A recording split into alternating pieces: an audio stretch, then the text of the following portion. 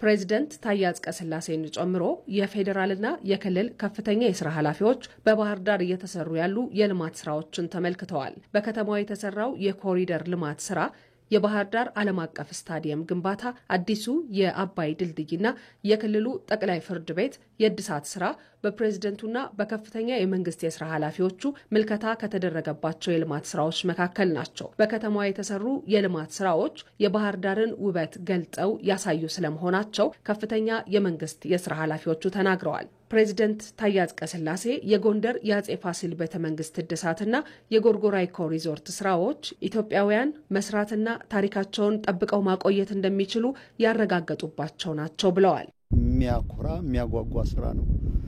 በተለይ የትውልድ የራሱን ታሪክ መስራት ብቻም ሳይሆን ያለፉትን አባቶች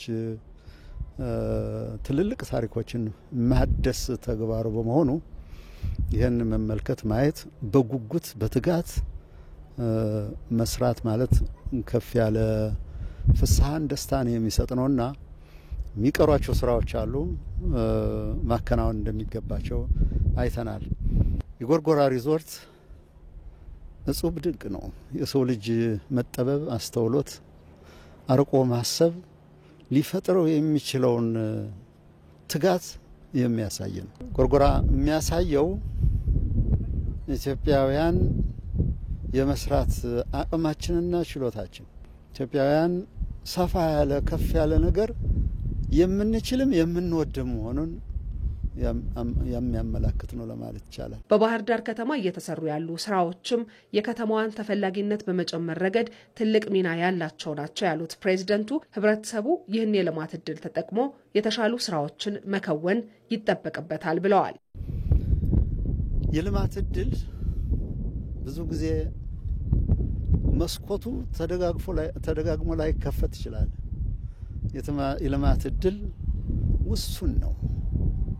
ግን የልማት እድል መስኮቱ ሲከፈት ይሄንን በጊዜ መጠበቅ፣ ይሄንን አጋጣሚ ማሳለጥ፣ ይሄንን አጋጣሚ በጥሞና መመልከትና ይበልጥ ከፍ ያለ ልማት ለማምጣት ማህበረሰቡ መትጋት አለበት።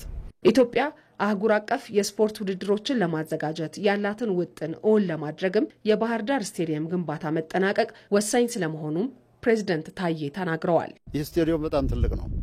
ከዚህ በፊት ተገኝቻለሁኝ። የበለጠ ደግሞ እንደነገሩኝ ከሆነ ኃላፊው የግዴታ ኢንተርናሽናል ውድድሮችን ለማዘጋጀት በሚያስችል መንገድ እየተዘጋጀ እንደሆነ ተመልክቻለሁ። መፍጠን ግን ይጠይቃል። በዚህ አጋጣሚ ግሪክ የተለያዩ አፍሪካ ቀመስ የሆኑ እግር ኳስ ጨዋታዎችን ለማዘጋጀት ፍላጎት አለን፣ ዝግጅትም አለን። ለዛ ተዘጋጅተን ሆነን መገኘት አለብን። ፕሬዝዳንት ታዬ አጽቀሥላሴ በአማራ ክልል በነበራቸው ቆይታ የቱሪዝም ፍሰቱን የሚያሳድጉና የህብረተሰቡን ተጠቃሚነት የሚያረጋግጡ የልማት ስራዎች መከናወናቸውን ተናግረዋል።